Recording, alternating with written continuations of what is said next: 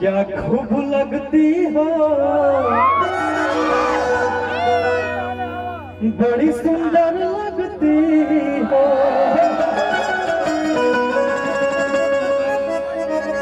एने जो मनीषा कुरेला क्या कहे विपाशा बसु इनका तो मुस्कान जान मरता है। लोगों को मुस्कान दे के हम गाना गौले रही। अब तो बड़ा हिट गाना बनले रहो कौन कि चल हट जा जा रे तू क्या दिल लगेगा। कहते हैं वैसे कि चल हट जा जा रे तू क्या दिल लगेगा कि हंस मत पगल अरे हाला हो के भाई दे दो दे दो पर्सनल छोड़ दो पर्सनल से क्या इतना तो मार हो जाए मैं कह रहा तेरे तेरे पूरा सामने हो बाटे जाए सबको देवो कि चल हट जा जा तेरे तू क्या दिल लगाएगा।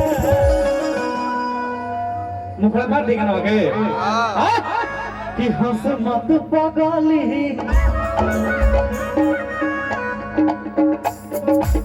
हंस मत पगली रे प्यार हो जाएगा।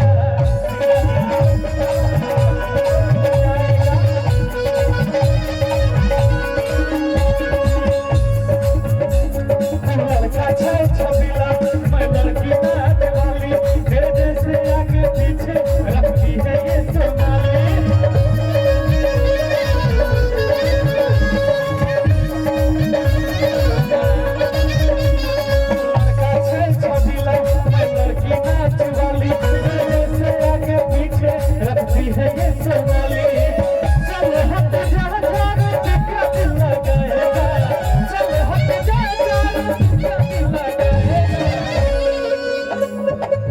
तुम्हारा चलेगा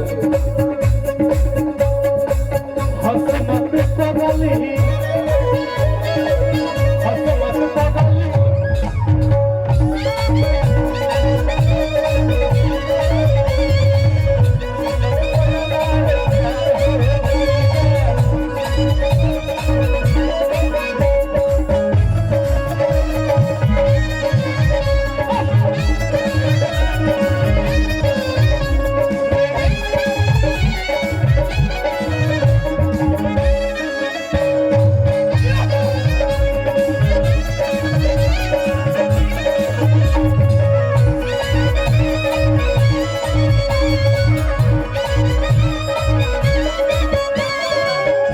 क्या बात है भाई हमारा